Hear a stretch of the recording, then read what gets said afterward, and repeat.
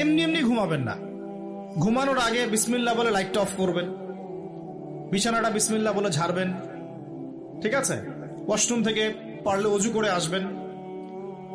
মশারি দিচ্ছেন, lights off করছেন, পাত্র যেগুলো আছে সেগুলো একটু ঢেকে রাখবেন বিসমিল্লাহ বলে, দরজা লাগাবেন বিসমিল্লাহ বলে।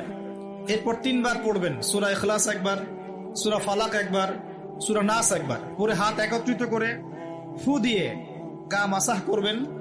এই কাজটা 3 বার করবেন। একবার আয়াতুল কুরসি পড়বেন, সূরা বাকারার 255 নম্বর আয়াত, আল্লাহু লা ইলাহা ইল্লা হুয়াল হাইয়ুল কাইয়ুম, এটা শেষ পর্যন্ত।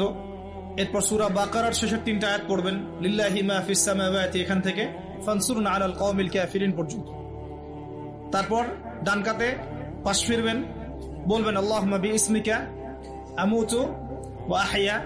হাত নিবেন, হাতে গুনতে থাকবেন সুবহানাল্লাহ সুবহানাল্লাহ সুবহানাল্লাহ 33 বার, আলহামদুলিল্লাহ আলহামদুলিল্লাহ আলহামদুলিল্লাহ 33 বার, আল্লাহু আকবার আল্লাহু আকবার আল্লাহু আকবার 34 বার। ঘুমিয়ে যাবেন। এখন যদি আপনি 6 ঘন্টা ঘুমান, আপনি নবী সাল্লাল্লাহু আলাইহি ওয়াসাল্লামের সুন্নত অনুযায়ী ঘুমিয়েছেন, প্রত্যেক ঘন্টা ঘুমানোর জন্য আল্লাহ আপনাকে নেকি দিবেন ইনশাআল্লাহ। এমনি ঘুমালে নেকি হতো না, রেস্ট নেওয়া হতো।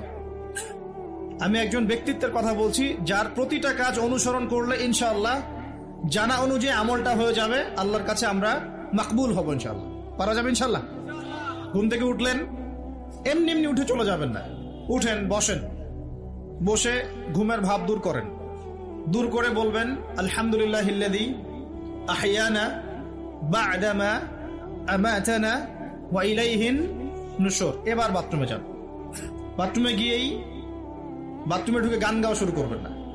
বাথরুমে ঢুকেই বাম পা দিয়ে ঢুকবেন, ঢোকার সময় বলবেন বিসমিল্লাহ আল্লাহুম্মা ইন্নী আউযু বিকা মিনাল খুবসি ওয়াল খাবাইস। বাথরুমে কিন্তু জিন শয়তান থাকে।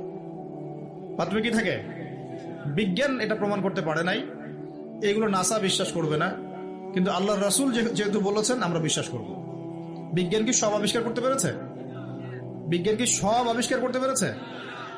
বিজ্ঞানের আবিষ্কার কত পার্সেন্ট? এই মহাবিশ্বের 1%ও না। মহাবিশ্বের 1%ও না। আমাদের দেহের মধ্যেই যে রুহটা আছে, এই রুহটার কি কোনো ব্যাখ্যা করতে পারা গেছে?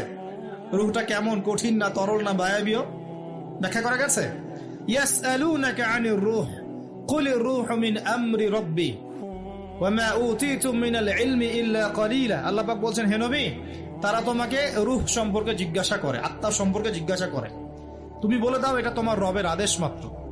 রবের আদেশে এসেছে, আদেশেই চলে যাবে। আর এ বিষয়ে তোমাদেরকে বেশি জ্ঞান দেয়া হয় নাই।